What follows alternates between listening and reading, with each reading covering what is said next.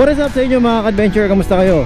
Today is our 12 vlog at today ngayong araw ay tuturuan ko kayo kung paano magpalit ng baterya ng ating Honda Click 125i version 2. So sa video to ay tuturo ko sa inyo kung paano magpalit ng ating baterya, kung paano ma-monitor kung palitin na ba or mahina na ang ating baterya, at kung anong recommended na battery ang magandang gamitin para sa ating motorsiklo. Okay? Pag-usapan natin yan pagkatapos ng intro.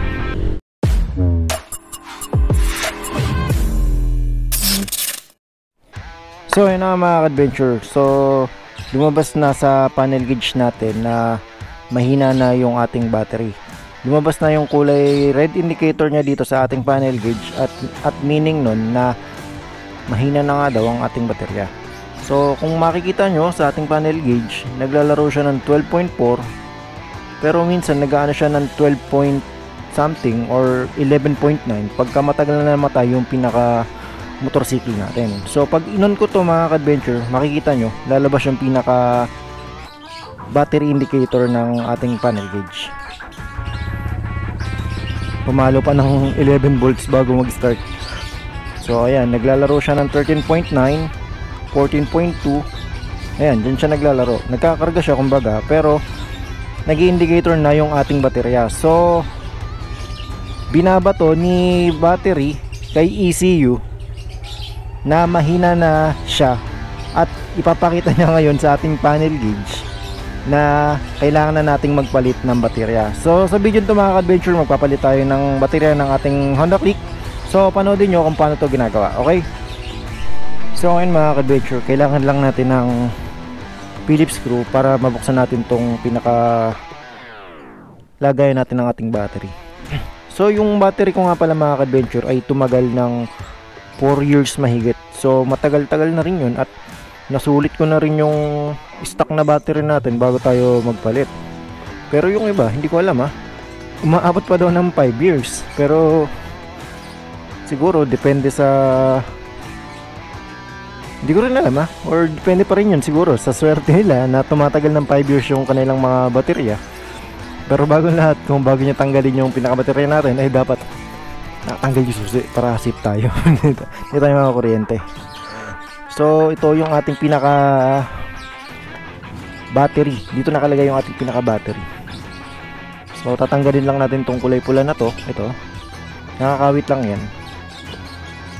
Tapos hihilahin lang natin tong pinaka cap nya. Ito yung nagsisilbing cover ng pinaka battery sa loob natin, kaya hindi rin yan nababasa sa sa baha. Kahit ilusong nyo sa bahay, hindi mababasa yan. Yan si ating battery. Nawala na yung stock ko ng mga fuse. So ayan, kailangan lang din natin ng screw para matanggal yung negative at positive niya dito. So tatanggalin lang natin to. Sa pagtatanggal ng battery mga ka-adventure, napakadali lang Hindi nyo na kailangan pumunta ng shop upang magpaayos kayo ng inyong mga battery. Tanggalin lang natin itong pinaka positive.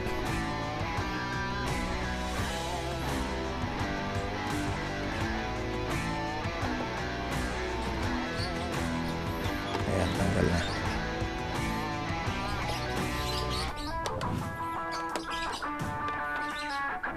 Angat lang natin to. Konting bigat lang yung battery natin, pero napakadali. Hugutin lang to. Ayan. So ito yung luma natin na baterya. GS siya. So ayan, nalagyan na natin yung mga nuts ng ating screw. So make sure nyo na lang na tama yung pagkakalagay nyo ng battery. Okay? Andito yung andito yung negative, andito yung positive. Okay? Hindi naman kayo malilito dyan kung paano nyo lang din tinanggal yung inyong battery. Ganyan nyo lang din siya ibabalik. Okay? So balik na natin siya.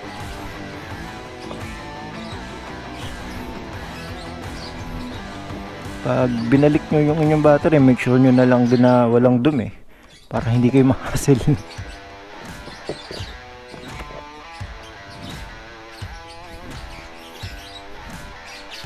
Ayan, na-flat na siya. So babalik lang ulit din natin itong mga na-connect sa kanya. Ito yung positive, ito yung negative, okay? So ayun mga adventure, na isalpak na natin yung ating bagong battery. So ngayon bubuksan natin yung ating panel. Tingnan natin kung ano yung nangyari, or tanggal ba yung pinaka battery indicator ng ating motor, okay? The moment of truth, 12.1, 12.2. So ayun mga adventure, nawala yung pinaka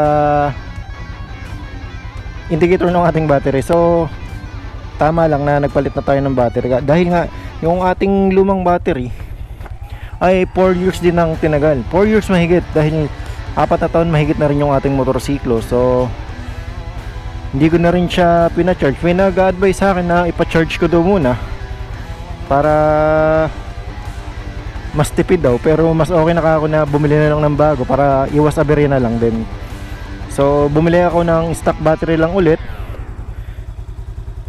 Kung gusto nyong may mga nire-recommend sa akin na baterya like OD, Yuasa ba yun, mga ganon, sabi ko kung may budget naman, bakit hindi GS na lang ulit ang bilhin natin para stock battery din ng ating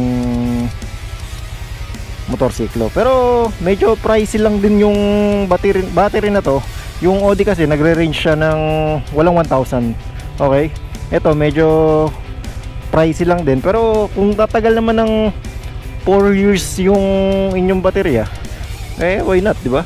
Kagaya nito, 4 years akong sinamahan ng baterya na to. So ayun, na-solve na yung issue ko sa battery dito sa ating panel gauge. So ayun lang mga adventure, palit baterya ang ating video natin ngayon. Kung bago kayo sa ating YouTube channel mga adventure, ay huwag kalimutan mag-like, comment at subscribe, nang updated pa rin kayo sa mga upcoming videos na gagawin ko, okay?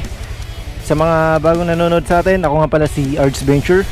So gumagawa pala ako ng vlogs about motorcycle, mga basic maintenance ba, upang hindi na tayo mapagastos sa ating mga motor shop na pinupuntahan. Pupunta na lang tayo doon pagka magpapalis ng CVT or magpapaayos ng ating throttle body, okay? Yung mga basic maintenance, tuturo ko yan sa inyo little by little, okay? Samahan nyo ako matuto sa pagmemekaniko. So magkita-kita tayo sa susunod nating mga uploads mga adventure.